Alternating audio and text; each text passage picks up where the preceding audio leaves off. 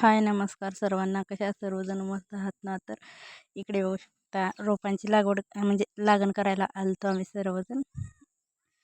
आणि छान असं वातावरण पण आहे. आणि हे आहे बघा रान, म्हणजे त्यामध्ये रोपांची लागण करायची आहे. एरवी आम्ही कांड्यांची वगैरे करतो. तर इकडे बघू शकता सीताफळ इतकी पिकलीत ना, भरपूर छान सीताफळ वगैरे पिकल्यात. आणि मामाने त्या दिवशी गेलं तर त्या दिवशी पिशवीभर आणलेले. आणि हे पिशवीतच ठेवायचं असे कटे पण म्हणजे पिकत घालायची गरजच लागत नाही यांना.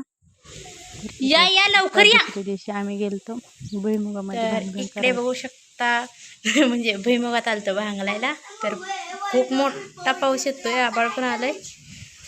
आणि मी घेऊन आली पोरं आपले. इथं त्यांचं त्या मालका त्यांचं घर आहे. आणि हे बघा इथे येऊन बसलोय. पाऊस गेल्यानंतर भांगलायचं, 2ला जायचं. आता वाजलं 12. इकडे या पिलो, ये इकडं.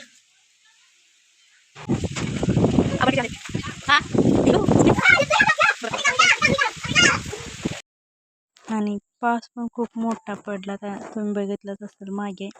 आणि त्यानंतर मग संध्याकाळी आपला सार्थक जरा किरकिर करत होता. म्हटलं तर चला त्याच्यासाठी मिरची भजी करावीत. आणि ह्या मिरच्या त्या दिवशी आम्ही हळदीत गेलो तर भांगलायला तिथून आणल्या.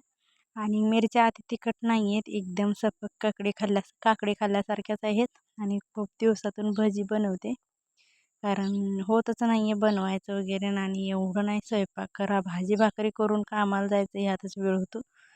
आणि असा वेळ कधी भेटतच नाही. मुलांसाठी करा आणि खावा, आपल्यासाठीही भेटत नाही. म्हटलं तर चला आपला सार्थक त्रास देतो तर पटपट त्याच्यासाठी भजी करूया. आणि स्वयंपाकाची आपली तयारी करायची म्हटलं. संध्याकाळी भाकरी वगैरे सगळं होतंच, पण आमटी भात वगैरे असलं करायचं होतं. म्हणून त्याच्यासाठी छान अशी खुसखुशीत मिरची भजी केली.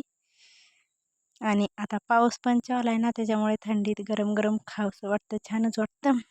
म्हणजे आता मला बनवायची शेंगाची चटणी ती वगैरे, पण वेळ मिळत नाही म्हणून मी त्याच्यामुळे हे करत नाही. वेळ मिळाल्यावर नक्की बनवेन. तर छान अशी भजी खुसखुशीत झालेले बरं का, कुरकुरीत मस्त झालते. कारण मला भजी बनवता म्हणजे एवढं भारी मला जमतं ना, कारण त्याचं म्हणजे सगळं कॉम्बिनेशन मला सगळं हे होतं. आणि मला आवडतं भरपूर भजी वगैरे बनवायला. असले तळलेले पदार्थ आणि वेगवेगळे पदार्थ ट्राय करायला आवडतात. पण शक्यतो मला वेळ भेटत नाही म्हणून त्याच्यामुळे मी नाही त्यात पडत.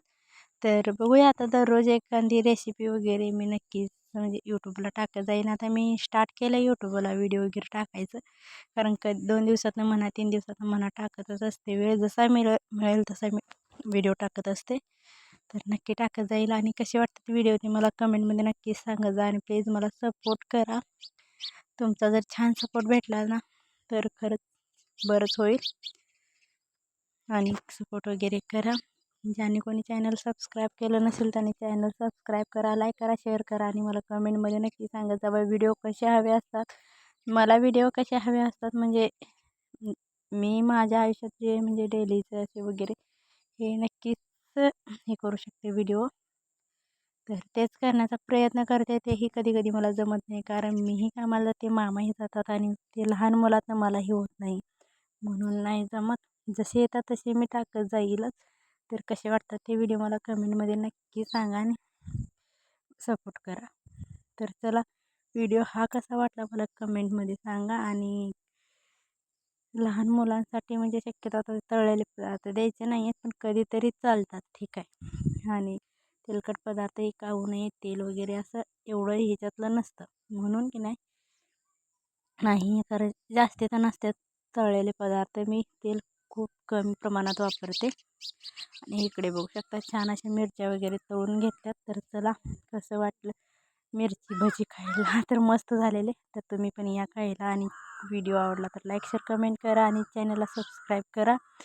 आणि असेच व्हिडिओज म्हणजे कनेक्ट राहा, खूप सारं प्रेम द्या, खूप सारे आशीर्वाद द्या, छान असा. आणि इकडे बघू शकता मुलांचे आता माझे रिॲक्शन कसे आहे भजी खाल्ल्यानंतर. तर चला, बाय.